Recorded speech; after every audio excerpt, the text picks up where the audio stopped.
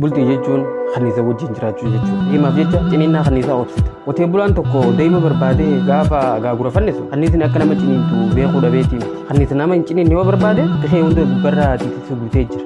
Tiitisi amala bareedaa qabaattee yoo nama hin ciniinnellee daa'ima osoo hin taane waan fokkotaa dhabuufi. Qotee bulaan kana waan beekuuf kanniisa horsiisa. Horsiisuu qofas osoo hin taane kanniisa waliin akkamitti akka jiraachuu danda'us ni beeka. Kanniisni nama ciniinti akka nama hin ciniinnes godhuu ni danda'a. Foola yookiin shurufkaa kanniisni jaalattuu fi hin jaalannee jira. Yeroo gaagura kanniisatti dhiyaatte waan gootuu fi waan godhuu hin qabne hunda namni daa'ima oomishu kun addaan baasee beeka.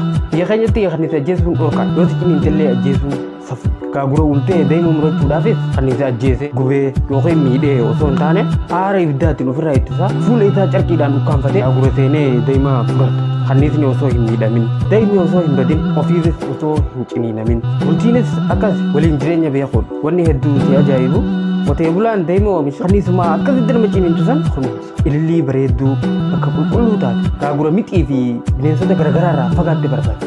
Garuu nama ciniinti. Akkasuma daa'ima mi'aawaa san namaaf laatti. Bultii yeroo gammachuu qofa osoo hin taane yeroo hiraara, yeroo fokkottuu, yeroo garaachisi gubdu, yeroo onneen si cabxu faadhas of keessaa qabdi. Bultiin akkuma kanniisatti yeroo garii si ciniinti garuu tajaajila barbaaddi. Onnee qulqulluu yaada amanamaa garaa danda'a sammuu tasgabbooytuu barbaaddi. Maaliif yoo jette daa'ima waan si laattuuf.